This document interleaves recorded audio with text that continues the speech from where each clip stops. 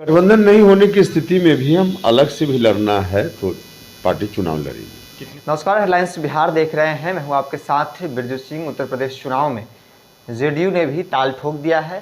पहले ही ऐलान कर दिया गया था राष्ट्रीय अध्यक्ष तरफ से कि हम चुनाव लड़ेंगे। बीजेपी के साथ अलायंस करने की बात पर उन्होंने कहा था कि कोशिश की जाएगी कि भारतीय जनता पार्टी के साथ गठबंधन में चुनाव लड़े। लेकिन इस वक्त बता दें कि बीते दिन आरसीपी सिंह को अधिकृत किया गया है कि भारतीय जनता पार्टी से बातचीत करे, वहाँ पे किस तरह से चुनाव लड़नी है, कितने सीटों पर चुनाव लड़नी है। इस वक्त मेरे साथ जेडीयू के बड़े नेता, संसदीय बोर्ड के अध्यक्ष उपेंद्र कुशवाहा है। सर, आरसीपी सिंह को नियुक्त किया गया है, क्या उम्मीद करते हैं कितने सीटों पर आप लोग लड़ेंगे बीजेपी के साथ गठबंधन? देखिए, बीजेपी के साथ गठबंधन की बातचीत करने के लिए उत्तर प्रदेश में पार्टी की ओर से प्रयास हो रहा है। कितनी सीटों पर हम लड़ेंगे इसकी संख्या अभी निश्चित नहीं है, इसलिए यह बताना कि हम कितनी सीटों पर लड़ेंगे अभी संभव नहीं है। हाँ, हम उतनी सीटों पर ज़रूर लड़ेंगे जितनी सीटों पर लड़कर कम से कम उतनी सीटों पर हम जीत पाएँ जितनी सीटों पर जीतने की ज़रूरत राष्ट्रीय पार्टी के रूप में मान्यता दिलाने के लिए उत्तर प्रदेश में मान्यता के लिए ज़रूरी है। एक सवाल है, राष्ट्रीय पार्टी बनाने को लेकर सभी लोग, आप लोग भी लग गए हैं। उत्तर प्रदेश में 13 एमएलए चाहिए, उत्तर प्रदेश के जो आंकड़े हैं, तो ऐसे में कयास लगाया जा रहा है कि उससे दुगना सीटों पर आप लोग चुनाव लड़ेंगे, यानी कि 20 प्लस की उम्मीद की जाए। नहीं, हम संख्या, हमने कहा कि अभी संख्या तय नहीं है, इसलिए बताना मुश्किल है।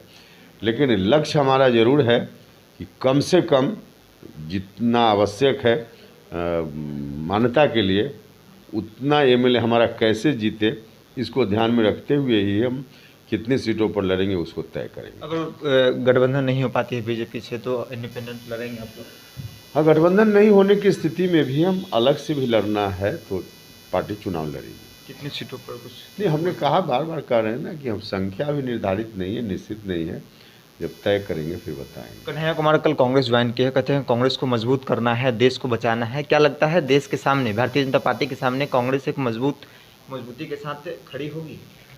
देखिए, कांग्रेस खुद ही अपने अंदर के जो उनके अंदर विरोध हैं, अंतर विरोध, उसके कारण कांग्रेस बर्बाद हो रही है। और ऐसी स्थिति में कौन बचाएंगे नहीं बचाएंगे, मुझको नहीं लगता है कि इसमें कोई बहुत सफलता मिलने वाली। बिहार में कोई फर्क पड़ेगा? जेडीयू की बात कर ली जाए, तेजस्वी यादव की बात कर ली जाए, कहा जा रहा है कि युवा चेहरा है, तेजस्वी पर असर डालेंगे वो। हमको तो व्यक्तिगत रूप से नहीं लगता है कि वो किसी पर असर डाल पाएंगे। बिहार में जो सोशल इक्वेशन के हिसाब से ऑलमोस्ट वोट अलग अलग पार्टियों के साथ है, तो उसमें आरजेडी का अपना वोट है, जेडीयू का अपना वोट है, तो उससे जेडीयू का तो कोई नुकसान नहीं होने वाला है। आरजेडी के वोटों में अगर क्षरण होना है तो अभी कोई कांग्रेस के चलते नहीं होना है, अलग दूसरे कारण से क्षरण होकर कहीं और जा सकता है, वोट शिफ्ट कर सकता है। लेकिन कांग्रेस के कारण और किसी खास व्यक्ति के कारण आरजेडी के वोट में क्षरण हो, ऐसा नहीं। एक अंतिम सवाल है, तेजस्वी यादव ने आज नीतीश कुमार को पत्र लिखा है, कहा है कि प्रधानमंत्री से एक और डेलीगेशन मुलाकात करेगी बाढ़ और सुखाड़ की समस्याओं को लेकर, जो बिहार में हर साल आती है।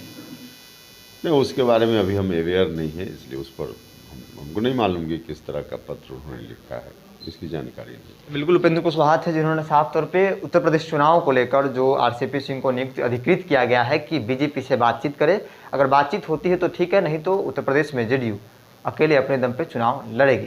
देखते रहे हेडलाइंस बिहार। नमस्कार।